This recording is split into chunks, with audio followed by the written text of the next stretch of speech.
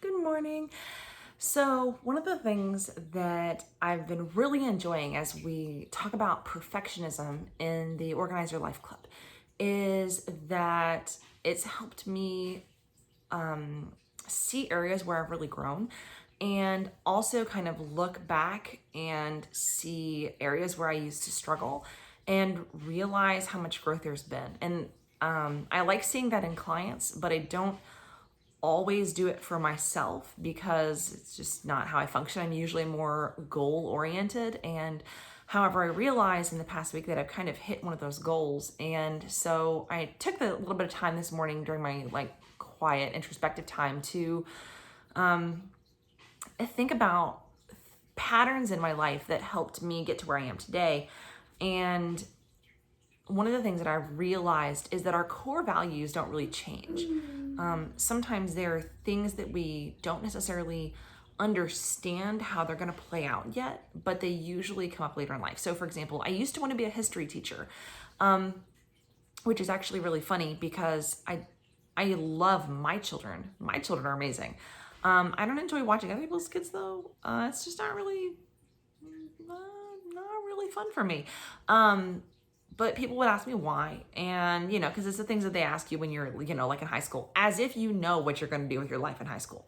But I would say, well, those who don't understand history are doomed to repeat it. And I really wanted to help people see that if you understand the past, it helps shape the future.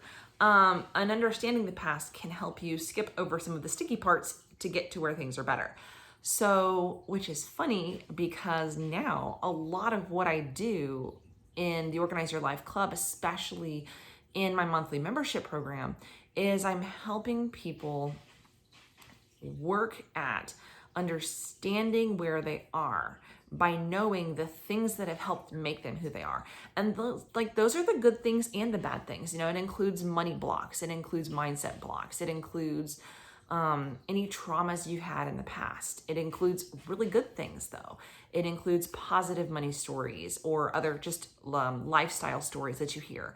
It includes your sacred money archetypes that help you or how you view the world. All of these things, how you were raised, where you were raised, all of those things play into the person you are right now. And so understanding how all of those pieces kind of fit together in their own little niche is really beautiful. And in the Organize Your Life Club, one of my favorite things to do is to sit down with clients and go, okay, you want X. That's great. So which of these puzzle pieces actually fit into that puzzle? Because I know it's easy as a mom and an entrepreneur, and I'm also a homeschooling mom, and I'm just a woman and a wife, and I'm all of these things. I'm a sister and a daughter and a granddaughter. I'm a friend. I'm a lover. I'm all of these things. I have all of these roles. And sometimes it's really easy to go, I don't even know how all of these pieces fit. And then I have to go back to the tools that I use on clients because they work on me too. And so it's really cool to look at the patterns that you have in your life and go, this is what works for me. This is something that's been there my whole life. For example, I've always loved money stuff. I used to listen to the Dave Ramsey show. That was like the sounds of my childhood, was that theme song. I always thought that was really interesting. Now I've moved past a lot of the financial guru types who say there's one way you have to do things, because now that I understand the sacred money archetypes and how we're all unique, I don't necessarily think that works. However, I respect his system and it really did help us when we were getting out of debt. So I'm not dissing Dave Ramsey at all. I think he's great. And if his method works for you, you should use it. It's great. However, it's beautiful to see how patterns in your life, things like loving money and how money works and how people relate to money, directly translates to now what I do for a living. I look at how women and men relate to money and how that influences every other area of their life. So I highly encourage you, next time you have a few minutes, you're journaling or just sitting down, drinking your morning tea or whatever, to sit there and think about how there are things that have always been there in your life, and you can use those things to build on. And it may not look like what it did. I mean, I'm certainly not going to be a history teacher. When I left college, it was one of the best decisions I ever made. And I have no desire to do that. So it doesn't have to look the same as it did in the past.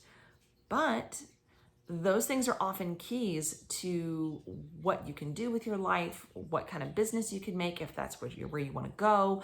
It's the things you keep in your house, the things you let go of. Because a lot of times the areas where we have problems are when we let go of how we think it should, or we can't let go of how we think it should look in the past. I really want to be a history teacher. Well, okay, you don't actually want to be a history teacher, so let's let go of that plan. I really want to be X. I really thought I wanted to have a career in film.